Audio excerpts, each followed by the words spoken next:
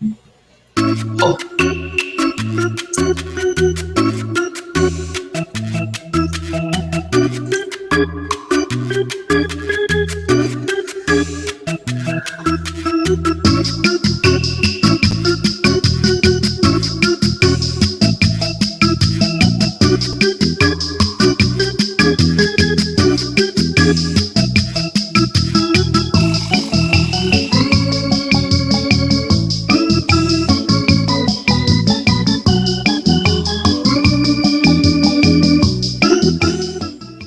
Hi, everybody. Welcome to episode 44, season 2 of Red Wings Rant. I'm a sleepy boy, but we're still ready to throw all those tirades and impassioned pleas about your Detroit Red Wings in your face.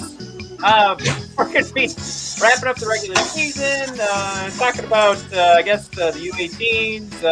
We've got a few things on the docket, but of course, before we do all that, we do have to wrap up some business. Let's kind of stop the music. There we go. Oh, man. Business time already? Yeah. All right. Well, big names are headlining this weekend's UFC 262 card, from Nate Diaz all the way to Michael Chandler. I'm rooting for him. We have a great first name together. There will be no shortage of action. DraftKings Sportsbook, the official sports betting partner of UFC, has a heavyweight offer for this weekend's fight with 100 to 1 odds. Those are pretty good odds. I like them a lot. One fighter will be walking away with the belt. The other one will have to go buy a belt because they don't give two belts, one to the loser. We'll be walking away with cash, Matt. Here's how. Just pick. Well, you're probably not eligible. We're going to find out in a second, maybe. I got fingers crossed. This isn't just for new people. Here we go. Just pick the main event fighter you think will win. And DraftKings Sportsbook will give you 100 to 1 odds on that fighter. Matt, still sounds good. That's right. Bet $1 on select fighters. If they win, you win $100. Matt, still sounds good. There's no better way to put your MMA knowledge to the test than to put your money where your mouth is with DraftKings Sportsbook. Man, it's still looking promising. Yes, we're in. Don't worry if MMA isn't for you. DraftKings Sportsbook offers great odds and promotions on basketball, hockey, and so much more. DraftKings is safe, secure, and reliable, so you can deposit and withdraw your funds at your convenience. Download the top-rated DraftKings Sportsbook app now and use promo code THPN when you sign up to turn $1 into $100 when you bet on a main card fighter to win. Place your bet. Watch the fist fly this weekend. That's code THPN to turn $1 into $100 on select main card fighters for a limited time only. Only at DraftKings Sportsbook. Must be 21 or older. New Jersey, Indiana, or Pennsylvania. New customers only. Restrictions apply. See DraftKings.com/sportsbook for details. Gambling problem? Call 1-800-GAMBLER or in Indiana 1-800-9-WITH-IT. So there it is, Mike. New customers only. Unfortunately, man, I'm glad we're doing this podcast together because it looks a lot like Batman is sitting across from me interrogating me with this light situation that I have going on. I'm actually in Columbus, the city of the Blue Jackets. And Matt, let me tell you what a weird experience it is listening to a Red Wing game called by one human being. Man, Bobby Mack calling the game by himself. There's no color commentator. I was scrolling through to see if, maybe somebody called in sick. Not the case. Bob is doing his own play-by-play and his own color commentary. So he takes a break from calling the play to spice up his own narration of the game. Oh. Well, it's incredibly difficult. So I don't know how he does it. So it's either for his own career to move forward, he's either doing a fantastic job to say, look at everything I can do, or he's spreading himself so thin that none of the jobs are being done properly, and he's never going to be seen again once this job runs out. What side of the spectrum would you put him? I would say not since Gollum and Smeagol in Lord of the Rings have I seen such a difficult undertaking since Bobby Mack calling Blue Jackets games. And I know we're wrapping up the season here, Matt, and I know that we wanted the Red Wings to tank and make it a lot easier for Eiserman to kind of plan ahead for the draft, because now we might be looking at the 8th or 9th seed. But I gotta say, playing the Blue Jackets, Matt, I think we've touched upon it a few times this season. It kind of feels like two people at the amateur tennis court who are kind of the same skill level. Yeah. And watching these two teams that are the same skill level just turn the puck over, give up absurd rebounds from a goaltending perspective and have back and forth, up and down play on the ice and scoring 4 or 5 goals a game is pretty exciting from a selfish viewer perspective. It doesn't bode well for either team because outside when they play good teams, they get shellacked. But playing each other, man, this is a fun matchup. I would like to see maybe a 15-game series next year against Columbus. Yeah, it just was too bad that it was 2 games that we easily could have just lost and tanked, and I think our draft conversation would feel a little bit better. Grice didn't get the message. Hey, what are you doing stopping pucks? You know what? You're done. Get in there, Picard. Picard was like, I got this. I get it, guys. Hey, I want a good guy in our team next year. Oh, another one goes in. Oh, no. Yeah, it really did that third period. The analysis was just sticks are on the ice. Like, skates are flat. Like, nobody's lifting them. It's just defensively, nobody gave two shits. It was, it reminded me of? Picard, Blashill, and Eiserman up in the booth. It kind of, in Return of the Jedi, the knowing nods before the lightsaber goes flying up in the air for Luke Skywalker to catch. Just kind of, and then Picard let in another one. So, but then both sides were doing that. So then, then Columbus looks over and they start nodding.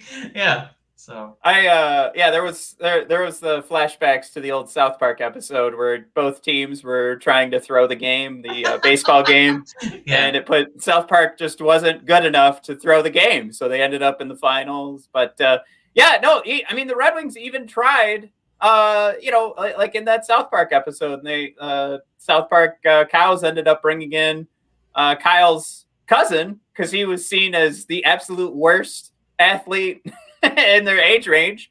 Is Picard terrible? No, but they bring in Picard. There's no Joe Valeno. Yeah, huh? He's Kyle's cousin Kyle. Yeah. Oh, that's right. It is Kyle. It still didn't work because we ended up making it into overtime, and people were tweeting out again about it was Sam Gagner that I don't know.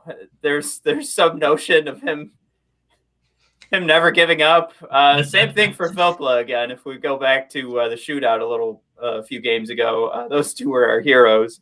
However you want to dub them, if you want to call them heroes for getting us that one extra point to end the season, that's fine. It did kind of seem like everything was set up.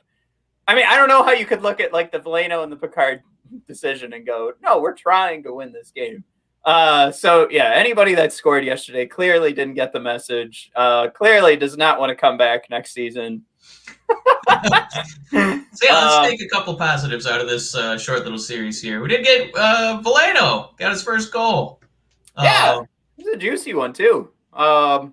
Definitely looked like. I mean, if you're gonna call somebody a goal scorer, God, I know it's just the same 8 phrases in hockey. If you're going to call someone a goal scorer, you'd like to see the numbers higher. But I preface it this way: that did look like a goal scorer's goal. Like that was a beauty. That wasn't one of those where I think in years past we call somebody up and they get a tip-in goal and it accidentally knocks off their rear end or something. And we're like, hey, he got his first goal. I mean, this is a legit, puts it in. I'm happy for Valeno. That looked juicy. That looked fun. Just it comes back to really just feels like I'm continuing the argument of he doesn't play the next game. So clearly, Valeno, you didn't get the message. Why are you putting in goals? You're out of here. That was Vrana fun. contributed again too. Really looking forward to being a rich man this summer. That's definitely where like the next interesting conversation comes in, right? Like I think the contract for Vrana gets super juicy. I think that is probably, I don't know, if you had to sit there and guess when the trade first happened, is Vrana with his contract coming up, are we just going to put ourselves in the same Mantha situation? I think most people would have said no. But I mean, even right now, like with what Vrana's been able to do, he has a good track record, very similar track record, if not better. When you take a look at the advanced analytics, better than Mantha's production. So, does he get paid the same as Anthony Mantha? I think you'd be hard pressed not to even you could even make the argument right now, Mike. I'm just going to say it. You can make the argument he could pull in a higher contract number than Anthony Mantha. He absolutely could. Woo! Listen to Matt. Next, he's going to be making arguments that Connor McDavid is better than Gretzky. What do you base the idea of this is how much somebody's going to get paid other than their production? And I mean, I don't know. There's also an element too. He's so goddamn happy to be on a first line and scoring goals as much as he is right now, because it's almost it's like to him right now he gets to go, see, I told you I'm better than Ovechkin. I'm just kidding. He plays the Capitals. He knows there's no way he's going to sniff those first couple of lines. Every now and then second line, but primarily those were third line ice numbers or time on ice numbers. So now he's getting first line numbers. I don't know. It's so hard to put a finger on, but I'm going to say it's going to be very difficult for anybody to tell me he's absolutely not worth the dollar amount that we gave Anthony Mantha, especially when we analyzed that number, we all thought Mantha was getting paid $6 or $7 million. And I guess 5.9 is pretty close to 6. But we made the argument that $7 million was justifiable. So how are we going to look at Vrana and go, absolutely not. He's not sniffing that Mantha number. He's going to be low 5s or in the 4s. I'm just, if it happens, it's just another Eiserman fleece, which of course you could pick up your very own Eiserman fleece at bodpodcast.com, brothersofdiscussion.com. Just click on the shop button on the homepage. I mean, that's what it would be at this point, because I'll run. I don't know if you want to run through the stats, but I mean, well, you had the back-to-back comparisons for him and Mantha, didn't you? Yeah. So Vrana's 8 goals, 11 points in 11 games with the Red Wings. Anthony Mantha right now, 13 games played. So this is a couple more games. He's got 4 goals and 8 points for the Capitals. And arguably, you put him in that position where he's got juicier talent around him. I mean, think about what Vrana's got right now. He doesn't even have a Dylan Larkin around him. He doesn't have our second line center, Robbie Fabry, around him. Fabry was our second line center. Was he with Gagne last night? I want to say he's like Gagne and Panic. Let me pull it up because he was with everybody last night. But I could tell you who he played the most. He was triple shifting last night. No, it's a legit comment. Because Blashill's, he does mix up the lines. But yeah, I can tell you who he was playing with the most last night. And this is great podcasting. This is what people want to hear. This is primarily Philpola and Panic for 14 minutes last night. But yeah, he touches the ice with everybody. Yeah, but I mean, you just said, Philpola, but it should have been like, what? Philpola? That's right. I mean, that's a center right now, and he's still producing. So yeah, I guess here's the thing, Mike. I tweeted that out last night. I think the main argument is just to keep coming back to what a horrendous job Washington did and bringing in Anthony Mantha, and what a great job Steve Eiserman did once again. For a guy that's only, I mean, he's a year closer to his prime, if you want to say that. I don't know what Washington was thinking, but yeah.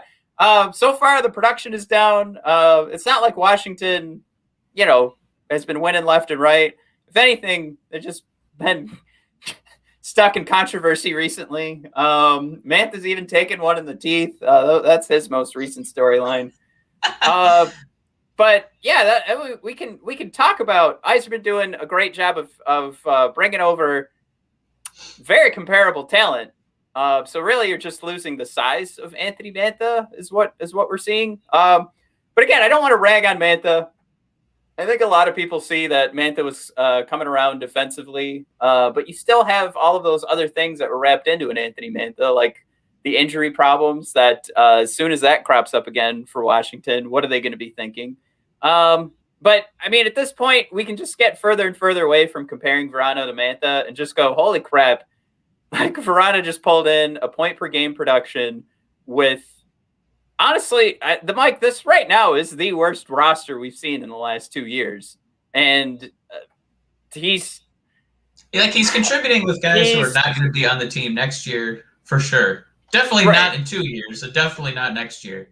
So it's like it's almost like he's doing a worst case scenario for Eiserman's budget, because he's like, hey, look what I'm working with here, bud. I'm definitely worth at least Mantha money, because you had him here and he didn't get any points. You brought me here, boom, I'm leading the team in points. So right. That was that. I never got to that. 21 points in 42 games this season. Like, if you guys want to make the argument that he was just down because he's on this team, then I say again, and that's the argument for Anthony Mantha being an elite level talent. I would come back to this argument that pretty sure Vrana wasn't feeling so hot knowing he was going from playoff contender to the Red Wings. And instead, he just wanted to turn these last 11 games into something productive for himself. And I goddamn, do I respect that. And who knows what the mental health situation could be. So we always have to throw that out there. It could be something worse than what we can just put into words for Anthony Mantha. But I mean, then we just put Mantha in a better situation, and we brought a guy, Vrana, over who's going to be better for, the continued rebuild. And nobody's saying that this is anywhere near being done. So win. Like it's everything Michael Scott wants out of out of a negotiation. Yeah. Our friends of the show, Ken Cal and Darren McCarty, pat ourselves on the back there. Just keep talking about sample size. So again, you still have to take this, with a little perspective. But we wondered which narrative was going to, hold sway. Was it that Mantha, was kind of, in a rough situation? So let's get him on a good team and see how he produces. And he did favorably. Or is it Jakob Vrana? He's been kind of toiling away on second, maybe even the third line. Let's kind of see if he's given an opportunity to, get more ice time and kind of be a situational leader, on the power play, on, the first or second line consistency. Let's see how he performs. And it definitely looks like Vrana's trying to fulfill that storyline where it looks like, just give me it doesn't matter who's on my line. I'm still going to lead this team in points. So it small sample size, I know, but at least it's positive, Well, even from that small sample size argument, you could still go back in Vrana's numbers, and if we were trying to say, we kept saying his numbers are very comparable to Anthony Mantha's over his career. Like those two career totals, very comparable. And then you get a younger Vrana, a younger than Mantha, is what I'm saying. And I guess what we've seen so far is that if he's producing higher, surely he can come back to where he was producing before. And that goes along the lines of how many minutes he had per night. His best season, 52 points in 69 games, looks pretty good to me. That was about 15 minutes per game. And now he's getting over 17 minutes. So it could be the increased ice time. There's so many different things that you want to throw in there, but I'm just going to say he's had pretty good production. And it's gotten even better now. So I don't want to say we can expect a point per game production, but we could be pretty thrilled about this, I think. Yeah. You got the stats, you got the eyeball test. It's encouraging stuff. So really very excited to see what kind of number this guy earns this summer from Uncle Stevie. So as we wrap up the season, Mike, we do have some questions, I guess, that come from these couple of comments I put up here. We do have more wins, Mike. We do finish. I shouldn't say over 500. We're actually right at we finished at 500 in the second half of the season, which is, if that happens the first half of the season, where you sit at that midpoint at 500, then you're sniffing a playoff spot. That right would have been fun for Wings fans to take a peek at. But instead, we do the second half of the season, finish 500. Mike, and I threw in here on the notes, this goes hand in hand with what we were just talking about. You see that it is possible to score on a consistent basis with this team with Jakob Vrana's numbers. So it is possible. It's not, I should say, it's not impossible. We can't look at this offense and say it's impossible to score because we brought in a guy who showed you can have a production size over the last 11 games and make it look easier to score. So there's a lot of positives, I think, to come out of this. But just to compare how we've improved. So there are more wins. We have that pretty hot second half finish. But let's just go down the list here. We'll compare 2019 and 20 season to the 2021 season. The goals for percentage. So this isn't anything about being expected. This is straight up goals for, goals against. Goals for percentage in that crappy season was 35%. And this year we've kicked it up to 43.72%. You're a losing team. You're not going to be above 50% in this statistic. That's the long and short of it. But that, if you're trying to find, like, what did we do to have this record look a little bit juicier? Clearly, the goals against came down, and we all know that. But from the perspective of what we're bringing in or bringing to the table and giving up, we got a little bit closer to 50. The expected goals for, that's where we are talking about the analytics getting in the way and telling us what the score should be. We were at 44% last year. These are 5-on-5 numbers. We're at 45% this year. It's an improvement, but not much. I would say that's not statistically significant to say that we've played so much better. I think it could come back to these numbers and why the goals for percentage went up is because of our PDO. And our PDO is measuring our save percentage as a team and our shooting percentage as a team and generates a number to say if this is above 100, you're doing much better than maybe you should. If you're below 100, you could probably be doing much better. And if you're right at 100, you're probably performing from a production standpoint, from an actual production standpoint, you're probably right about where you should be. Our PDO, Mike, last year was 0.967, which doesn't sound like it's too far away from 100, but this year we're at 0.994. So we're right there. We're kissing 100 of PDO. So that would suggest that we are performing right where we should be. And then when you take a step back to the expected goals number being 45% and the goals for percentage, the actual goals for percentage being 43, it all adds up. It all makes sense, right? We started doing things closer to what the expected numbers said we were supposed to be doing. So that I guess that adds up. But here's the one thing I think hurt the Red Wings, hurt their look. And obviously, we had that huge drought in the first half, and we just talked about going 500 in the second half of the season. Mike, the drought was so bad that we had our friend of the show, Prashant Dyer, put out that the first, whoever scores the first power play goal, we're gonna donate that number to the Jamie Daniels Foundation. Like it got that much publicity. We were doing that poorly. And that got us a 10% throughout the season, Mike, for our power play percentage. We actually dropped almost 5 percentage points this year in power play percent. Mike, for all of the arguing we do about how little, like the razor thin margins, I think that coaching can bring to the table, this is something that needs to be addressed. If it's about Jeff coming back next year and getting new assistant coaches, so be it. But a 10% power play percentage for the season is, whoo, doggies, that's horrendous. And think about just bringing it up to 15%. We're probably talking, an over 500 second half record. And we're definitely not where the next conversation is going to be about our draft position. We're not talking about being even close to this draft position that's as low as we're going to be able to get, which isn't as low as everybody wanted. But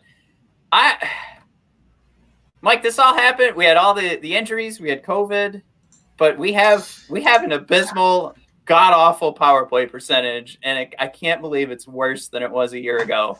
But I mean, you talk about year in review, that needs to be That's number one. That needs to be addressed. I don't know if it's player personnel, but we know we saw a team that couldn't get past the blue line. They couldn't enter the zone. All those times that we shared videos, even on this channel, that we were saying, look at how hard it is for us to enter the zone. That is a combination of poor planning and lack of skill. So as we get more skill, you'd assume that whatever the strategy is, that the percentage of entering the zone is going to go up. But along with that, we need better plans than dump and chase on the power play. So, Yeah, I it's so tough, man. Because look, I'm not saying that Blashill is the greatest hockey coach of all time, but just looking at the teams that are, at the top of the standings, your Golden Knights, your Hurricanes. Who else can I throw up there? I'll throw the Panthers up there. Points wise, they're up there. Okay. As much grief as we give, Blashill, it still looks like this is still talent related. Most of those top teams, we're not going to talk about. Well, we made mention of McDavid for a minute, basically with 100 points, and then as soon as you get past his line, who, Draisaitl is excellent, and sometimes he'll center his own line or whatever, but past that, it's a lot of people kind of in the same average, points wise. And it looks like the Red Wings have that established. We have a bunch of guys, in this shortened season, getting about, 20-ish, 20, maybe just cross that 30 threshold, injuries notwithstanding. But it's that top line that we just don't have it. Even if you want to go to, Florida, I don't know how enamored you are with, the Barkovs of the world, the Huberdeaus of the world. Go to Carolina, get our boy Sebastian, the good Svechnikov brother. It's, and then the Golden Knights. What is it, Pacioretty and Mark Stone? It's, it's a talent thing. We don't have those guys that are getting that 60 points, in a shortened season, or getting close to that point per game production. It looks like Vrana can get to that point, sooner rather than later. He's already kind of doing it for us now in a a smaller sample size, but in a depleted roster. It's a top line away. That's basically the difference between the Red Wings and the cream of the crop, if you want to quote our beloved Macho Man, rest in peace. So I don't know how much a difference that's really going to make. It's going to be about, getting that top talent, and it might be Eiserman having to tank 2 more seasons in a row. Right. And I think we'll see a lot of what Eiserman thinks of like the next 2 draft classes, which are pretty juicy, based on the free agency period. You can't pull anything from the draft. Unless it's him just pulling in more trades for more draft picks. Because the more draft picks he pulls in, the timeline doesn't get closer. It's just we have more guys we need to develop. So whatever we do in that free agency period, we'll be telling. Yeah, you were trying to show there's a few, percentage-wise areas where the Red Wings improved from the previous season, where we're not historically awful. But Eiserman can only do so much with kind of reshuffling who's going to be in the 3rd and 4th line, who's going to be the 2nd, 3rd defensive pairing. You need a top line. You need a top defensive pairing. It definitely looks like Mo Seider can fill one of those top 5 spots. So we almost have one of those 5. Which I would challenge everyone right now to go watch. A couple of episodes ago, we talked about what we would do in the off season. Actually, man, that was like 3 or maybe that was 4 episodes ago. If a Dougie Hamilton is what's coming in the off season, the chances are we're still having like a New York Rangers type season, who have some pretty high level talent with like Artemi Panarin, and they bring him in. Did they win a Stanley Cup? Nope. So you bring in Dougie Hamilton, you've at least crossed off maybe first defensive pairing. I think you could make an argument that is the direction. You know what I mean? Like, but that's still only one thing. that's still only one thing crossed off, and then you We still need have all three so many members other of our top scoring line. Right. You and that also depends on how much you see out of Zadina. Like we talked about it last couple episodes, he's still sitting at a 7% WAR, based on the J Fresh numbers, which we've talked about, extensively. We do trust those numbers, and that puts him. Damn, that's pretty far down, Mike. So we know he's not close. We're not saying that he's bad. Not saying that at all. You're saying when you're at 7% that you're not ready to be elevated to the first line. The eyeball test may suggest that at some point, if the production were just to kick up because the talent level kicked up, he could get there quicker. But the analytics test, it's right now. It's failing. It's a failing grade. I'm sorry. If we're going to judge everybody on it, right now it's a failing grade. And then, I mean, what do you cross off the list? I think all of us, if we looked at Jakob Vrana, we'd be so much happier if he was leading the second line. And we had, a whole nother top line. But yeah, if he's our first liner, he just proved he can go to point per game pace for 10 games, did it for 11 games.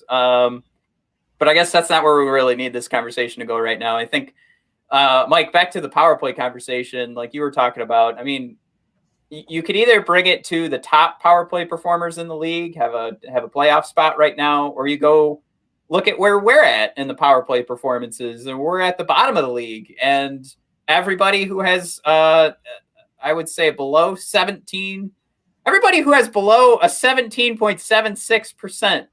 Mike is nowhere near sniffing the playoffs. And we really it's just this little chunk of teams that almost make power play goals impossible, because there's the 17.76% up to 27%. Those are I would say those are normal teams.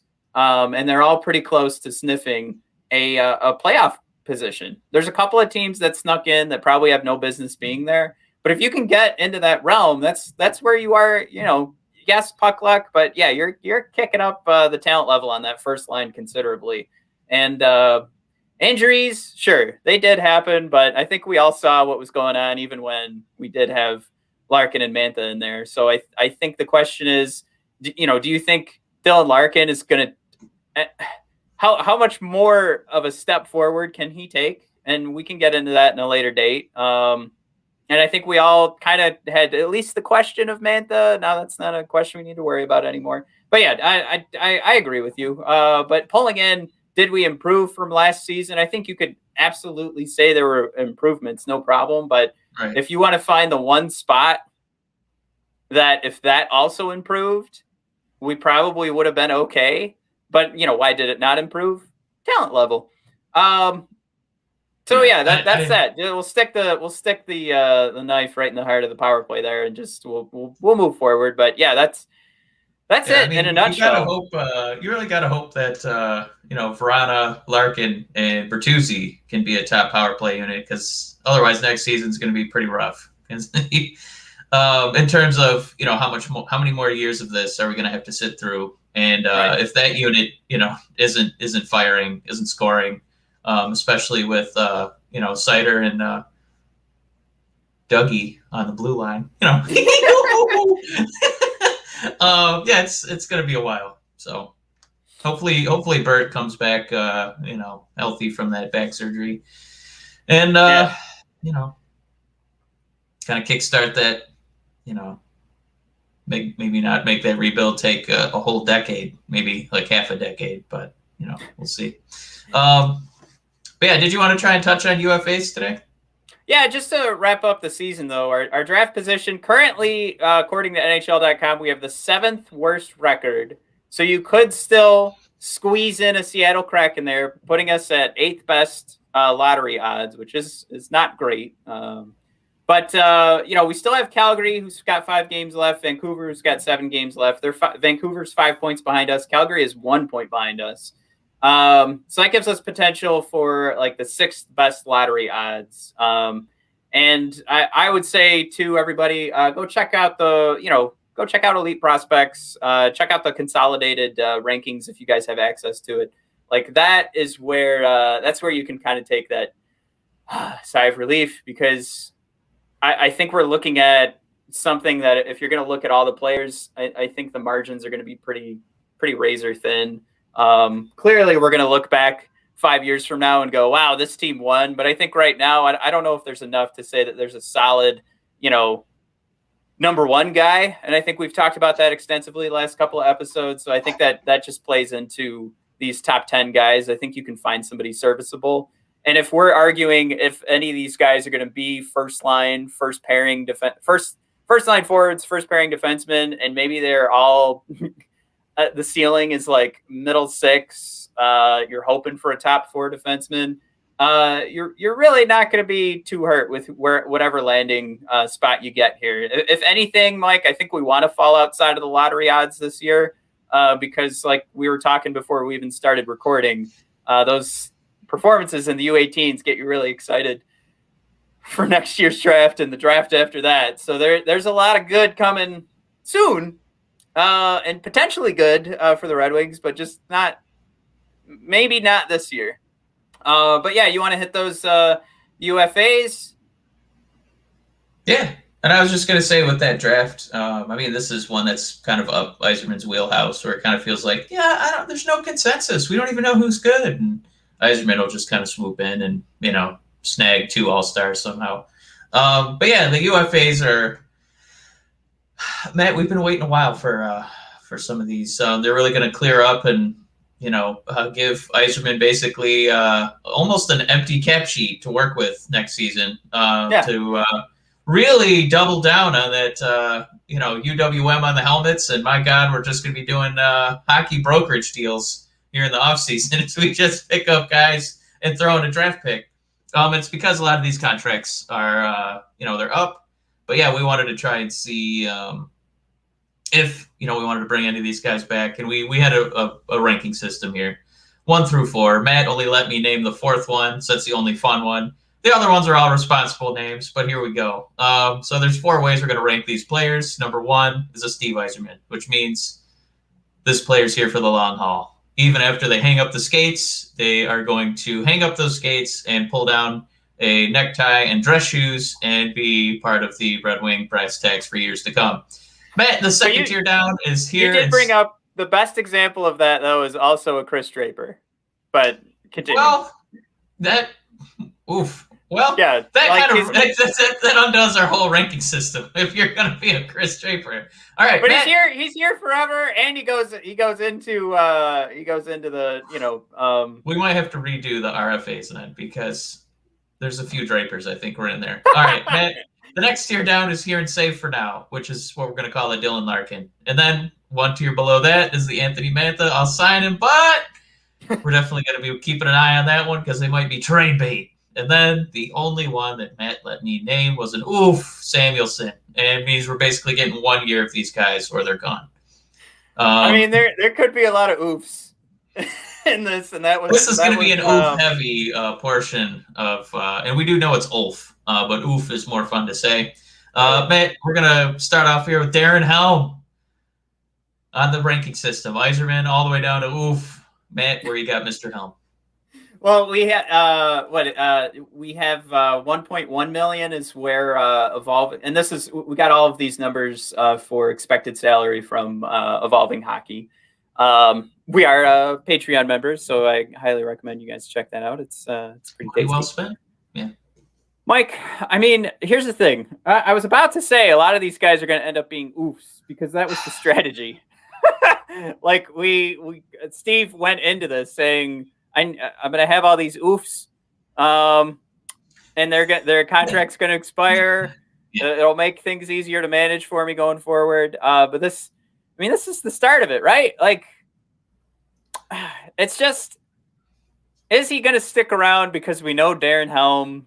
We do still have to ice a team, as we like to say. So I think a lot of that's going to come into play here. I want to say oof. But if they get him at that low 1 million, which of course they have salary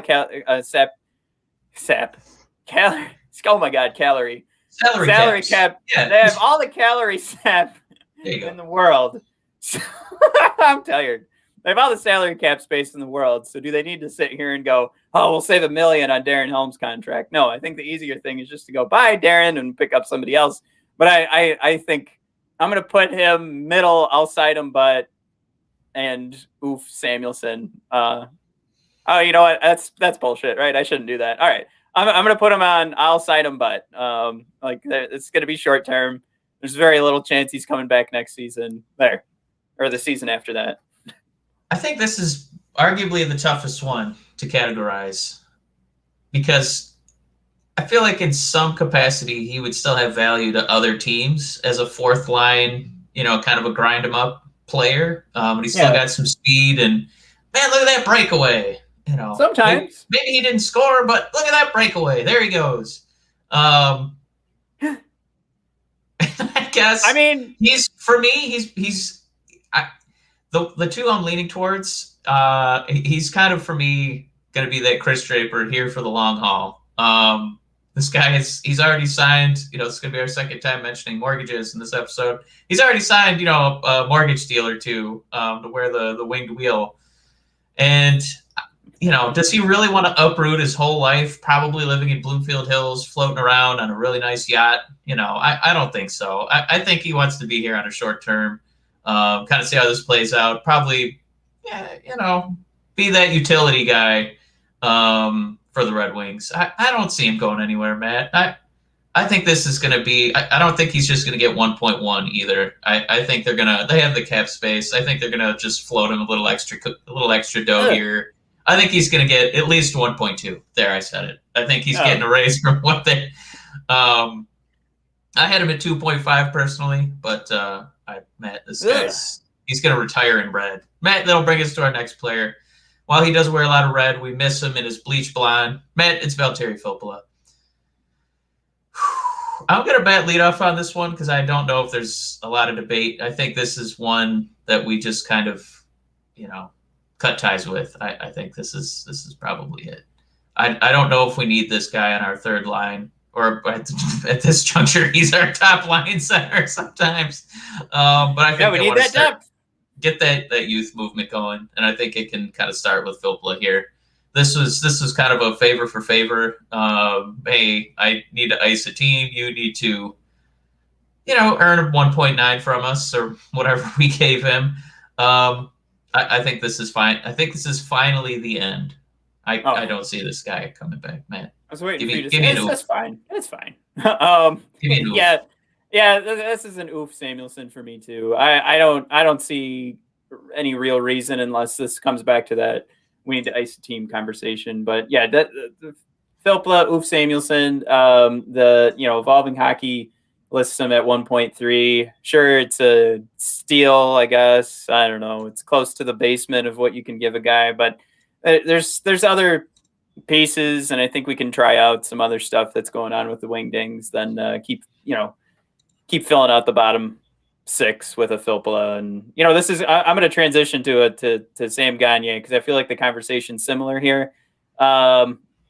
Evolving Hockey has him at $1 million. I think with him at least you have a guy that has a spot on the power play. But if that's really what we're looking at, and we're playing around with the one of the worst power plays of all time this year percentage wise, and we're gonna say that Gagner should come back and play on our power play, I think that's pretty weak sauce from whoever's gonna make that comment, because sure. If you want to make the argument that Dan Bilesma doesn't know what he's doing for setting up a power play, that's fine. But we can do a lot better than a Sam Gagner. It was cute that he got a hat trick this year, but he's an Samuelsson for me. And again, the caveats are always going to continue. If we want to tank next year and we just want to ice the team, bring them all back for $1 million. But for me, we could probably do better. So, Sam. Right, that's a funny point for this. If Eiserman's kind of looking at that 2023 draft and he's like, "Hell, how do you feel about $7 million?" Gagner, come on board, buddy. We got $5 million for you. We're like, I see what you're doing, Steve. I don't know, Steve. I'm gonna retire. I think this is it for me. No. Eight nice spot for you. Come on in. It's gonna be you, first line center. Wow. Don't you want to play with Vrana and Lucas Raymond? Oh. Yeah, I guess it kind of makes me want to backpedal a little bit for Gagne. But yeah, this looks like another casualty here. I don't see us, shelling out for this guy. And I don't think he'd come back for a mill. If he's going to come back for a mill, I would think he'd want to be, on some sort of contender. Is there a reason we skipped over Glendening, by the way? Yeah, I thought he wasn't an oof, is what I said. I wanted to have a similar conversation with Gagne. And Glendening for me is I'll side him, but. We had one, two. Some of these don't really count because they didn't really play enough. So our top three guys for plus minus, and believe me, it's not like anything dazzling, but Robbie Fabry, Danny DeKaiser, and Luke Glendening. They're all plus three somehow. Luke, obviously the only one. He played every game. Was leading the league in face-off percentage. I think this is a guy that he's probably going to have his most value here. Because we're just going to, let him own that fourth line and be a little bit of a concierge for our young players as they come up. This is our locker room. This is kind of how we do things around here. We just kind of lose until we get that win the draft lottery. That was a hard sentence for me to say. I kept wanting to say Laugh Factory for some reason. This is the Red Wings Laugh Factory, where wins don't matter and don't try to score any points. We champion the goalies who help us tank. But I feel like he's going to be that concierge, Matt. I feel like he's going to actually get a pay bump. So I could see him, getting a pretty juicy little short-term deal here to continue. But he definitely gets the Steve Yzer plan. He's just doing enough to look good without getting any points. We don't sacrifice that precious draft slot. It should be mentioned, Mike, because you mentioned the plus minus. Give me the Larkin. That's how I feel. Whew. Because you mentioned the plus minus, I just wanted to. I'm going to throw you under the bus. Don't you do it, Matt? It's a very important statistic. Luke Glendening is the team leader in expected goals against per 60. So that's him being on the ice as a defensive. No, we want player. The antiquated stats, man. Antiquated. Come on. He's our big turd sandwich in that regard. It could just be. We also know that a majority of his zone starts are on the defensive side, so that's going to hurt you quite a bit. And we've mentioned that before, and a lot of people forget to look at that. But I just want to throw that out there because even though the mentality is defense first, he gives up a lot per 60, and we got to take that into consideration. But I still listed him as he's going to get signed. So I think we're both in the he's getting signed again. If we're going to fill out a roster, Glendening brings something to the table, and there's that. All right. So moving on, Mark Stahl, Mike, you're guessing 2.5. Evolving Hockey said 1.2 million. Here's the thing, Mike. Steve Eiserman was asked over these last couple of days, who has improved the most on this roster? And even Steve said, when you're asked this question, you know where I'm going with this. When you're asked this question, you focus on the young guys. But I'm going to tell you guys what. Mark Stahl. Oh, my God. Mark Stahl was Steve Eiserman's pick. To me, if I did not hear that, I would have said, oof, Samuelson. Mark Stahl's an all-sign him, but he's an Anthony Mantha. He's getting a contract. Who knows what happens during the season? Who knows what happens during the next off season? I think Mark Stahl's sticking around, and Steve Eiserman is putting the bait out there. He's planting the seed. No, he is not gardening this plant. No, he's not planting any seeds, Matt. Who? This guy has out of Dylan Larkin, Tyler Bertuzzi, Mcelrath. This guy has the most. Mark, you guys are forgetting the opening day Toronto Maple Leafs written all over him. We got a big boy, Mark Stahl. He's 6'5". He's gonna knock him down. If Mark isn't signing with us, I have to believe the career is nipping him in the bud. I think that man, he is going to Toronto. Bet my bottom dollar. Get the DraftKings on the horn. What's the odds of Mark Stahl being a Maple Leaf? It's going to happen. Can I bet you? Yeah. No, let's do it. I would love. They love old folks, man. That's a nice retirement home in Canada. You got the healthcare up there. It's nice and cool. You got Moose. Stahl, he's going up there. I promise. Kyle Dubas. Out of all the guys, Steve, that was an Ulf Samuelsson for you. Who improved the most? I tell you what. That is stunning commentary by Eiserman for most improved, because I thought we liked him at the beginning of the season, and then he was kind of and then he kind of finished the season. So I didn't know there was that much improvement. We talked about Zadina being a 7% WAR. Mark Stahl's a 3% WAR. Oof. However, it does take into consideration the last 3 years, and all the reason that he was traded to us was because he was like a 1% last year. So he did improve. He did. So most improved. When you're one of the worst defensemen in the league, it's pretty easy to improve. But yeah, we made comments at the halfway point of the season. It looked like he was being dragged around the ice by Troy Stetcher. So I guess if they just want to have a pairing lined up for next year, and they're like, let's just bring in Mark Stahl for cheap. Again, is it going to kill us? No, but I 100% believe Steve was planting that seed. I think Mark Stahl is coming back. I think he's definitely going to the Maple Leafs. He's not playing for us. Stop with the stupid Maple Leafs. They love those guys. They love them. Man, let's go to another tough one here. Jonathan MVP Bernier. I had him bringing in $6.5 million because he's one of the greatest players in NHL history. I think evolving hockey isn't sophisticated enough to have a goaltender result. So I would say six. Let's just play the $6.5 million, and I'd still do it. Over under on $6.5 million, Matt. What do you got? Under. What'd you say? Under? Right. I was being conservative, man. I thought we were giving him 3 for 30. Yeah. Oh, I thought you misheard me. Yeah, even if we play the $6.5 million game here, I'm bringing in Bernier. He earned a large contract because of the garbage he has to put up with. The only thing is, I think Bernier himself doesn't want to sign a huge contract, because if he becomes a movable trade piece, he doesn't want himself to look impossible to move if he can get over to a Stanley Cup contender. And I think Steve's thinking that too. But yeah, if it was just about we want Bernier to, this is almost a reward for Bernier, I'm all for it. I'm fine with it. Give him $6.5 million and make sure he doesn't go anywhere. And I think too, like you talk about, we've talked about brand value for these players. I think he's truly endeared himself to the fan base, and he could have a rough start next year. And I think we'd be fine with it with the way he's performed the last couple of years.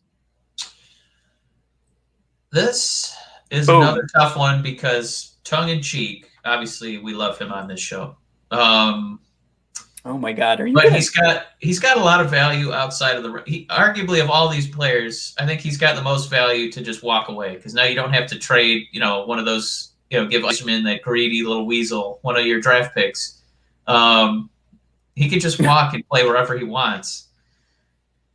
And if the Red Wings' goal is ultimately to lose and, keep bottoming out, why would you keep re-signing the MVP of the National Hockey League? So they might just say, this is our only shot to keep losing, to play Picard more. And we can't play Picard or Pickard. I keep hearing different pronunciations, Matt. Pickard, and Grice, and Bernier. So this scary moment might be the end of the MVP run in Detroit. So the Eiser plan is going full tank for Shane Wright and Connor Bedard the next season. So we can't.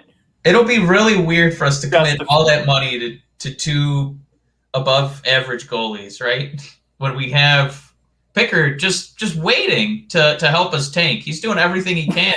He's a company guy all over. He's a company guy. He's a company guy, Steve, man. I tried last night. I tried so hard. I know, buddy. I know. I just told I got you, buddy. I got you. That's what Jimmy was. I think we gave Jimmy we brushed him out kicked him out the door. And honestly, I'm sure Jimmy and Steve had that conversation. Like, I need you to do this. This is going to hurt. this is going to hurt what the Red Wings fans think of you, but buddy, I need this. I need you to tank this season. Jimmy's just like, yeah, sure, let's light it up, man. Jimmy, have you heard of Tim Stützle?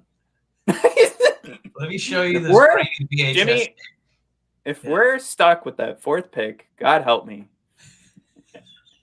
Obviously, outside of Jimmy's hands. I think this is an I'll sign him, but because it just depends on what the Eiser plan is. I don't know. Let's move on to a couple other more fun players, man. Bobby Ryan, the guy, all he did was drool over Steve Eiserman. I got to say, I'll sign him, but probably depends on what Bobby Ryan wants to do with the rest of his life. If he wants to be a part of another rebuild year, we saw what he looks like when he's healthy. So I'm going to give him a Mantha score. He's an I'll sign him, but. Yeah, same here. I think that ultimately they wanted him to be trade bait. I don't think he performed this wasn't a fantastic season, Mike, by any means. If you take a look at the advanced analytics, when Bobby Ryan was on the ice, we were hurt defensively. And if you want to say that doesn't necessarily pass the eyeball test, that idea, it certainly passed how many shots were put on net. So I'll put it that way. But yeah, Bobby Ryan, I say works. And if we're going to keep building up the talent base here, and we're taking a look at the likes of, I know we're talking different positions here, but we know that Sam Gagner and Philpola can't both play center when we have a full roster. So we are talking wingers. So I'm just going to say I'd rather have him in here than one of them, because I think the trade value is going to be much higher for him if we can move him. And that's still the game we're playing. We're not talking playoff spot next year. So Bobby Ryan, I'll sign him, but Anthony Mantha level. All right, Mike, your boy, Calvin Pickard. Man, this is Eiserman all over it. This guy gets it. Nobody's more of a company man than Mr. Pickard. He's like, suit me up, coach. I'm ready to, get in that draft war room. Just to recap, we're dropping for Mike's Steve Eiser plan. We're saying Bobby Yang, and this is all for Shane Wright and Connor Bedard in the next draft. All right. Yes, thank you for those caveats. That's what this is all about, is building out that top line, and nobody cares more about building a top line for the Red Wings' future than Calvin Pickard. Nobody in that goddamn locker room. That's the speech Eiserman's giving at the end of these games. Nobody in this goddamn locker room cares about this Red Wings' future except that man right over there. You tell him, Calvin. Yeah, we blow these games, boys. That's what I'm talking about. Sitting there with a 4 goals against 800. Nobody cares about this team like Calvin does. You guys, look to the corner of the room. Look at your starting goaltender. It's just bloodied. You think this is barely funny? Get up. You think this is funny? You think I'm kidding right now? I'll trade you. I don't care if I gave you 5 years. I'll send you right back to Washington. You know what? I'm listening to a trade offer for game. How about that? I think this might. I'm gonna. No, screw it. I'll double. Sign him up. Starting goaltender next year. Let's get that 4 goals against in there. I'm putting a C on his jersey because he's the only guy who gets it. Mike Taro Rose. This was funny because we had him guessed at 950, and Evolving Hockey was like, "Is there a number we can go lower than 7? Is there a legal number we can go even lower?" Man, I don't think Scrooge McDuck was this stingy with the 750K. I think that's below the hockey minimum wage. I don't know how we did that, but it makes sense for their system to come up with a number. It actually wasn't 750. It actually came up with a number below that. I just brought it up for the sake of this conversation, but I guess if you want to make the argument that he didn't get enough of a test over these last couple of years. Career highlight was an Athletic article from like 2 years ago. That was about it. There's a really nice piece on his potential.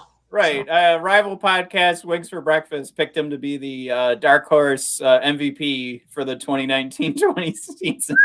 That's his career highlight so far. Tara Hirose, Mike, I'm just going to say oof because if you made the argument you want to bring him back short term, that's fine. But I guess, I ultimately just see another guy that's going to be hanging out in Grand Rapids. So we could go either way on this. Yeah, I mean, we've given up on players who've done more. So I think Taro, he's going to be an oof, if anything.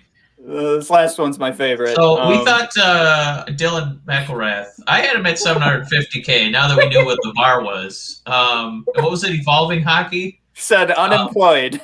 Just said unemployed. Yeah.